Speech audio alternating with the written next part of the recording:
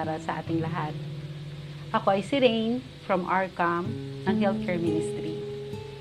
Ang ating segment ay tatawagin nating Mag-ingat Tayo. Bakit mag-ingat tayo? Kasi po ang isang klaseng pag-ingat, pag sinabi nating mag-ingat, marami pong mga tatalakayin dyan, maraming nakakonsepto dyan. Marami yung tinatawag natin na saan, kailan, paano, kanino. Ayan po yung ating unti-unting tatalakayin sa bawat araw o sa bawat linggo na ating pagsasama. So, bakit mag-ingat? Kasi ang mag-ingat po tayo ay naglalayon ng iba't ibang uri ng pag-iingat, katulad sa sarili, sa kapwa, at nangangailangan pa rin to ng tulong pang-unawa para malaman din natin kung paano natin pag-iingatan ang ating kapwa, ang ating sarili. Maaring ito ay isang physical, emotional, psychological, at ang pinaka-importante sa lahat, ang ating spiritual na buhay. Kailangan po natin ingatan yan. Doon po tayo lagi nagkakaroon ng problema. Paano nga ba yung ating spiritual na buhay? Kasi ang spiritual na buhay, yan po yung nagko-connect natin. Nagko-connect sa atin, sa ating Panginoong Diyos. So, sa mag-ingat tayo, tulad ng ating present situation, pandemic, naitong na ba natin sa sarili natin na nai-handle ko bang tama ang pandemic na to? Nai-handle ko ba yung tama yung sitwasyon na ginagalawan ko ngayon? Tama na ba yung nagawa ko na pag-iingat para sa aking sarili sa panahon ng pandemic?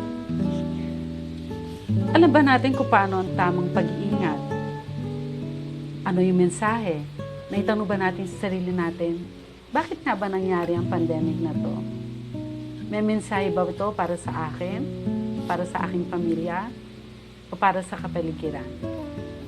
Yan po, pwede po natin yan talakayin sa susunod na mga araw. So, pwede rin natin tanongin na kaya ko nang harapin ang pandemic? O hanggang ngayon, takot pa rin ba ako? Takot pa rin ba akong gumalaw? Takot pa rin ba ako sa paligid ko dahil may pandemic? Takot ba ako sa kapwa ko na makipag-usap? Takot ba ako na lumabas, makasalamuha ulit yung mga ibang tao sa paligid? So, yung iba naman, may nakakausap ako na hanggang ngayon nangangapa pa rin sila. Hindi nila mapaniwalaan na nangyayari ang pandemic.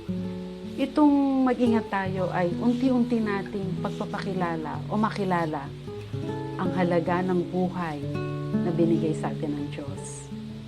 Ang halaga ng kanyang pagkamatay at muling pagkabuhay. Ang halaga ng pag-aali ng Diyos ng kanyang buhay para sa atin. Yan po.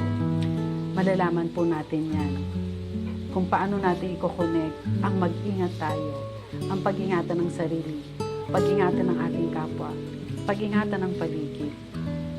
At the end, malalaman natin unti-unti na kaya pala natin kailangan mag-ingat. Kasi merong isang Panginoon na nag-alay ng kanyang buhay.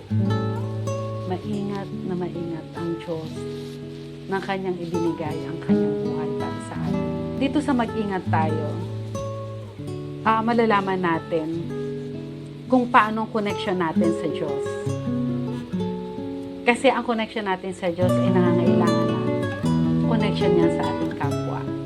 So, syempre, kapag sinabi natin ang connection sa Diyos, hindi po mawawala dyan ang ating kapwa. Kasi hindi po tayo makakapag-connect sa Diyos nang hindi natin maiko-connect ang sarili natin sa ibang tao. Maraming salamat at mapagpala at maingat na araw para sa lahat.